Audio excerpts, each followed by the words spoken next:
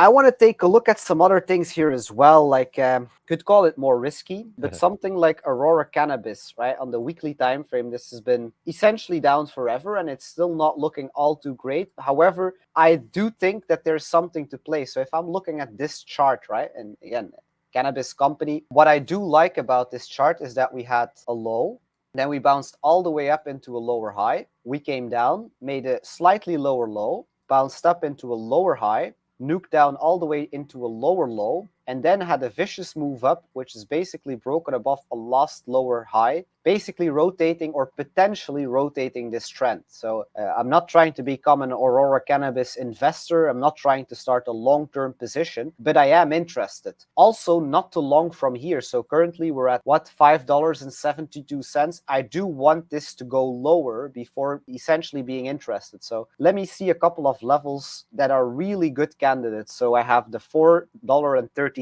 level. I'm just going to see if that also lines up with some fib levels that we're always using.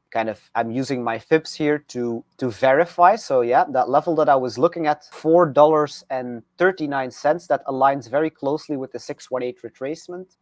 So I'll give a couple of options here. And so all I did here, right? Like, again, this is the most important thing, is reading price action. You got to see that this is a low, that is a high, but that it is a lower high from the previous highs. This is a lower low. This is a lower high. This is a lower low. And now we have a higher high. That means we're now looking for a higher low and then more higher highs. Just because the trend seems to be rotating to the upside doesn't mean that if you buy, you're going to be profitable, because the chances are, again, if you buy here, that we're still going to come down something like 22%, right? Which is a significant move. So a couple of levels for us to look at. We have 544, we have 439, and we have 404. I don't know exactly to where price is going to go, but I do know that if price gets to these levels, that yes, then we can really play our standard strategy, which is waiting for a move below either of these levels. But now, instead of waiting for a 4-hour candle close above the level, I'm actually going to suggest waiting for a 1-hour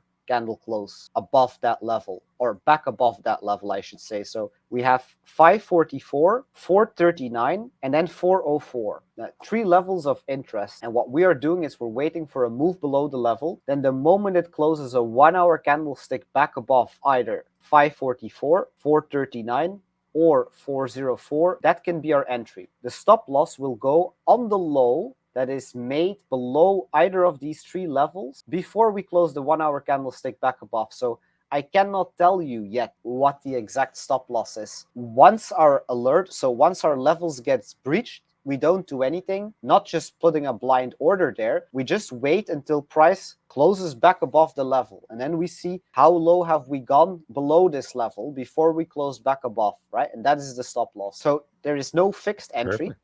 And no fixed stop loss. And this is really then going to be an example of my strategy, which is waiting essentially for a deviation below a level and then getting back above the level to essentially go long. Now, let's see in terms of profit targets, right? If we get in a position around that first level, 544, which once again, 544 is not our entry, right? No orders there. The 1-hour candle close back above that level is going to be our entry, with a stop loss below the low that is made below that level. 617 is going to be our first target. Wherever we enter here, 617 can be a good first target. Now, if this nukes down very significantly and spends some time trading here in this big wide gap without closing back above, we can be specific and we'll provide an update for the people following our channel with this. But for now, this is how I'd say it. So the target, if we get into a position based around that 544 level, is going to be $6.18.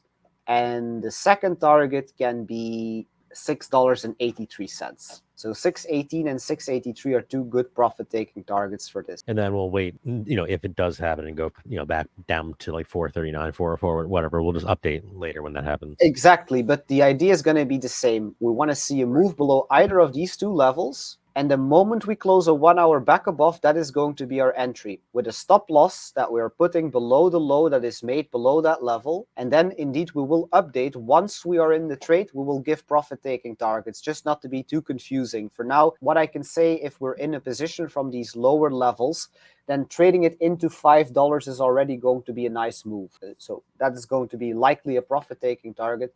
but we will keep updated with that then. Just horizontal levels, get below, close back above, and way in advance are we able to already kind of visualize a trade setup. So I would not be interested to long this here at all. It's very likely going to sweep some liquidity. That's when we want to be interested, once that happens. So the sweep of liquidity, right?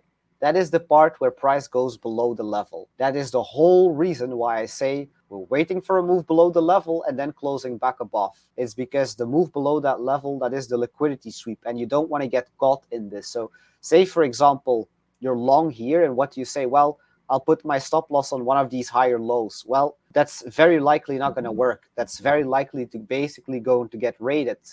You're going to get kicked out more often than not. Now, knowing that, trading is basically about exploiting other people's mistakes all the time. So you don't make these mistakes yourself, and then you exploit the mistakes that other people are making.